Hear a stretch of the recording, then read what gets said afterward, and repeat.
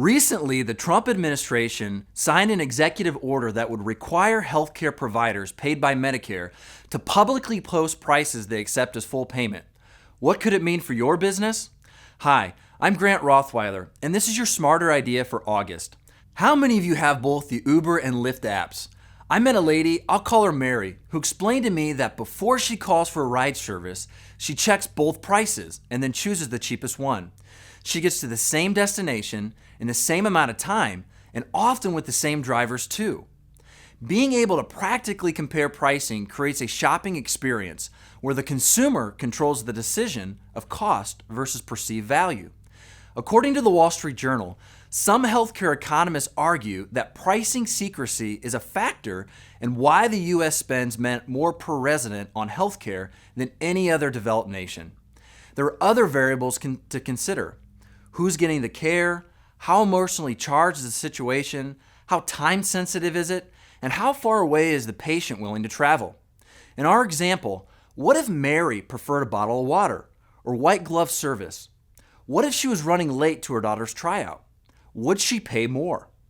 At its core, we call this the experience-based economy. Without knowing the cost, how can Mary determine if the experience is worth the additional cost? When it comes to healthcare, opponents argue that disclosing pricing isn't enough because insurance is paying for it. Over the last decade, the average employee out-of-pocket cost has increased almost 100%. This means that consumers are seeing more and more of the healthcare cost burden. The Affordable Care Act indexes the maximum out-of-pocket limit a health plan can have and still be considered credible. In 2020, that maximum is $8,150 for a single coverage. Imagine if you had to pay for services in December and then again in January, and you had to pay that twice. Sometimes playing out the worst-case scenario helps motivate best practices moving forward.